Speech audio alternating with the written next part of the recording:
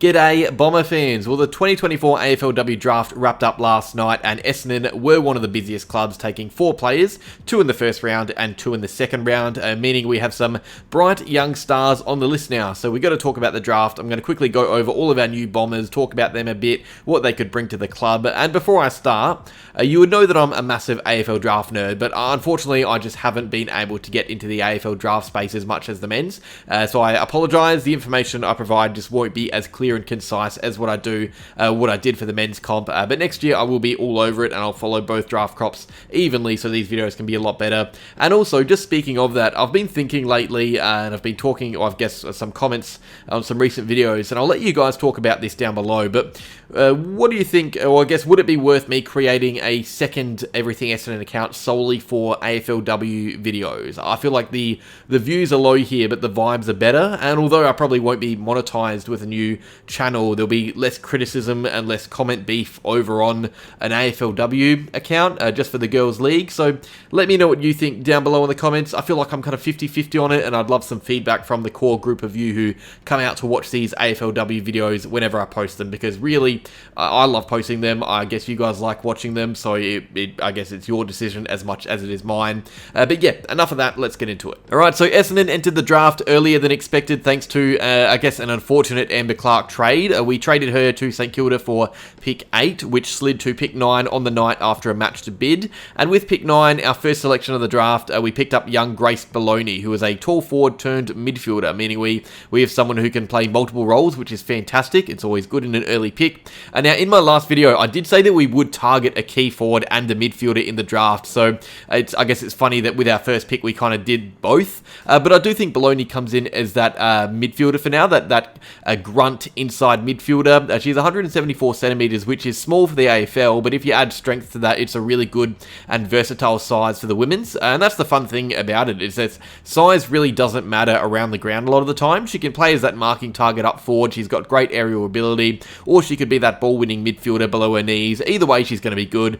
And by the way, as I said, I don't often know heaps about the draft, but Grace is a player I've heard of quite a bit leading into it, so that's already good news. If I've heard of them and know about them, quite a bit about them prior to doing research here, it means we've got someone really noteworthy who's been discussed a lot before the draft. And obviously, I was watching the coverage of the draft when I heard Grace's name called out. I was obviously excited, and Grace was at the event and interviewed, and let me just say, she is one of the best spoken teenagers you will ever see. When I was 18, I was barely able to speak English properly. I still struggle, but she was giving off maturity beyond her years vibes. So she actually seems like she'd be a really good figure to have at the club. And as I said in a post on Blue Sky last night, there is some leadership material there. So yeah, Belloni, strong midfielder who loves body contact. She embraces a tough contest and comes out the winner 9 times out of 10. Very highly rated player that can play in multiple positions. To be taken that high, you have to be a highly rated player. And since looking into her a bit more, I'm even happier with the pick. This is not only someone who's going to be around and be a leader for a while, but also someone strong enough both mentally and physically now to play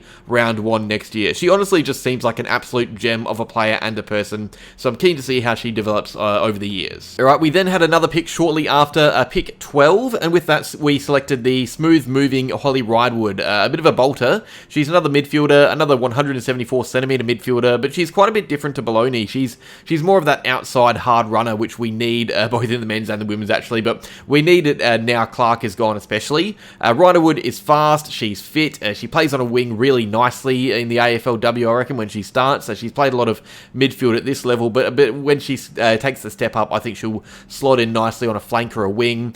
She's also, by the way, another really strong leader. She was the captain of the Northern Knights and also the best and fairest winner of that club as well. So although she was a bolter expected to go a tiny bit later than 12, it's still a player with a really great CV. She has impressed all year from all accounts, and on the night, I think it was Riley Beveridge talking about the fact that clubs were looking at her in this range and that he wasn't surprised she was taken this high, so that's good. I trust anything Riley Beveridge says, and I think the thought process here is that we bring in a promising player, a promising leader as well, but also someone who fills a need thanks to not thanks to, but I guess because of outgoing players from the recent trade period. So with our first 2 selections, we got good, young, headstrong girls who we needed in those positions, and that's great because it not only means we have less areas of focus in upcoming drafts, but that we can blood these players early into their careers because there is a need for them in the team. So there is a spot for both these players in round 1, and that's really exciting. It's not even because I guess we lack talent, but it's mostly because of their ability as a player already. So Ridewood we took at pick 12, right after Belloni, a nice little 1-2 punch in the first round. From there, we had to wait a little bit. I was patiently eating my pasta, waiting for our next selection, which was pick 30. We took, with pick 30, West Aussie Taya Chambers, a mad Fremantle fan growing up, so I'm sure she was probably, unfortunately, watching her new team be beaten by her old team in that elimination final a couple of months back. Taya is a key defender, 176 centimeters, really athletic, apparently. She's got good speed and good explosive acceleration, which is a tick. You love acceleration. I never had it. I'm jealous of her. The one thing to be fast, but to have that explosive acceleration makes her a really dangerous, taller defender. So I think she can also, because of that, play a little blend of small and tall from what I'm hearing and seeing, which is always ideal in a key position player. And to be fair, we do have key defenders in our team that we can trust already. No one's taking Georgia Clark's spot in the team. So Chambers can come in as that third tall almost and be trusted on smaller, less dangerous forwards because her attacking game is supposedly pretty strong. She's a good user from what I've seen, and from what I've seen, it kind of gives off more of that Ridley type defender, not a one-on-one key back, but someone who can defend zonally, which is, I guess, interesting because I feel like it's more of an AFL trait rather than AFLW. They're very different defensive structures that I've noticed across the leagues, and that isn't a complaint or a blight, by the way. I just find it interesting as a play style. I mean, Maddie Gay is the same, and she won a best and fairest. She's amazing, so that'll be a terrific player to learn under, by the way. I hope Gay takes her under a wing a bit and shows her what it takes to be that mobile defender. So yeah, pick 30, good in the air too, by the way. I feel like I haven't said that yet. She's aerially strong, good by foot. Yeah, Taya Chambers, pick 30, good pick. All right, and not long later with pick 35, we selected Sophie Strong from Tasmania, who has a great connection, by the way, because I only learnt this from Instagram, but Jess Wushner, who retired last year, is actually her coach. So that's fun. It means she was probably leaning towards Essendon in a group of clubs she would want to be drafted to, I reckon. Wushner actually surprised her at her door after she was drafted, which is nice.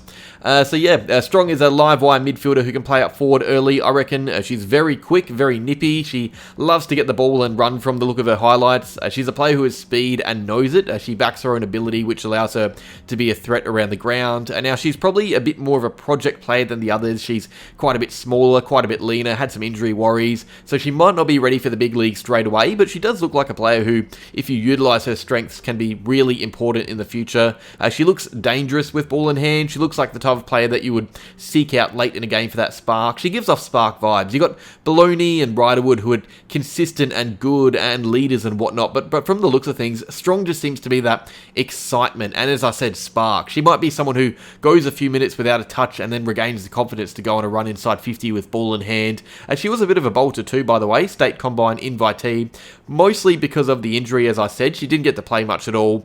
So as I said, lean, underexposed, injured, might not play early because of this, but her potential is higher than her pick suggests. You might not put it all together. Same goes for every draftee. They're not just going to be good players, but she is someone who really worked hard to get to this spot and really drove the standards for Tasmania from the sound of things. So I back her to meet her potential if her attitude is anything to go off. Yeah, so this is our draft haul. Grace Belloni to cover our inside midfield structure, can also play up forward as a key marking target. Holly Ridewood, who covers us on the outside on the wing. Taya Chambers to help bolster our defensive stocks, and Sophie Strong, who can be that fast and nippy excitement machine. I'm happy with this haul. This was being called the best draft since the comp began, so to pick up 4 players in the first 2 rounds is great, and it's even better to get ready-made options to fill voids. I can see these girls playing next year. I think Belloni and Ridewood can be round 1 options, rising star contenders even, and it's always fun to see young players drafted to the club. Same with the boys, any league really. It's just good to see young players get their reward for their hard work. So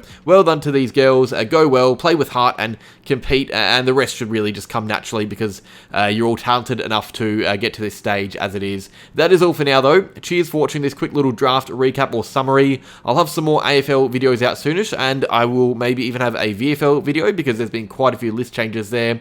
Until then though, like if you enjoyed, subscribe if you're new to the channel, and as always, go Bombers.